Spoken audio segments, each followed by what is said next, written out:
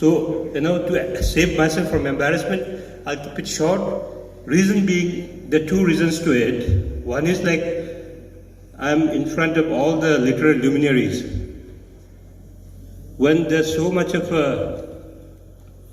intellectual people in front of me, it's always better to keep your mouth shut.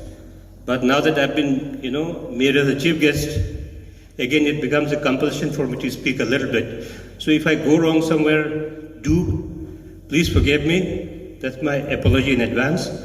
And secondly, it's always a pleasure to visit across the country and see the people and see the culture and try to meet new people and understand.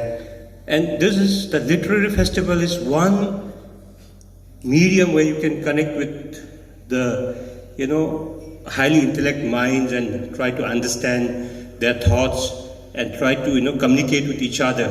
And now that I'm told that a lot of people have come across the country and from abroad, for them it's also a new experience.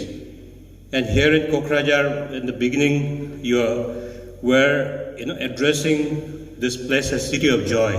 And I would say that was a great metamorphosis, from unrest to peace. And I must give this credit to the political will of the government of India under the leadership of Honorable Prime Minister Shri Narendra Modi ji and Honorable Home Minister Shri Amit Shah and the government of Assam, the Chief Minister and people of Boroland for bringing peace into this place. We all know that peace is a prerequisite for any kind of development, because if there's no peace, we can't even think of developing a place.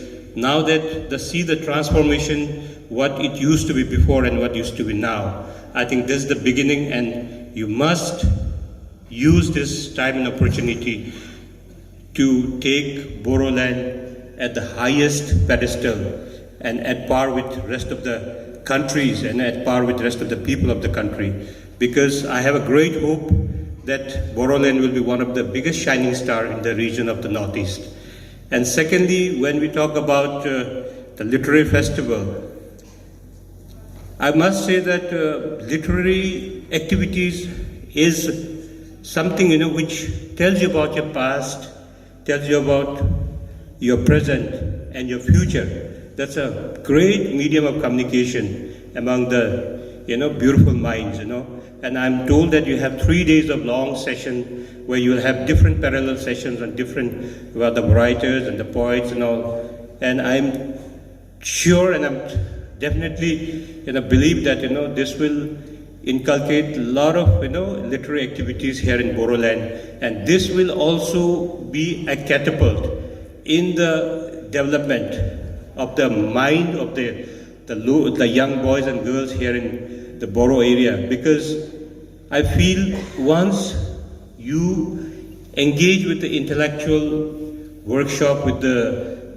different luminaries from the different part of the country and different part of the world, I think your mind, opens up and you are ready to accept all the positive things in yourself. Because what happens for us, we staying in the region at times, and we stay in our region and we think that, we are the world. But until and unless you go out and you come out of your cocoon, we don't realize that there's a much bigger world to explore and much bigger things to do and much bigger things to understand in life. But bringing in the luminaries here is another positive activities that, where our guys cannot go out, at least the people from across the world, they come here and shares their thought, shares their views, shares everything at the global perspective. We understand each other better and we have the wings to fly after understanding all this. And it's always never too late to start, which we say that once we think that we don't want to do it, but we need to do, because as someone has said, because every saint has a past and every sinner has a future. It's never too late to start something new. And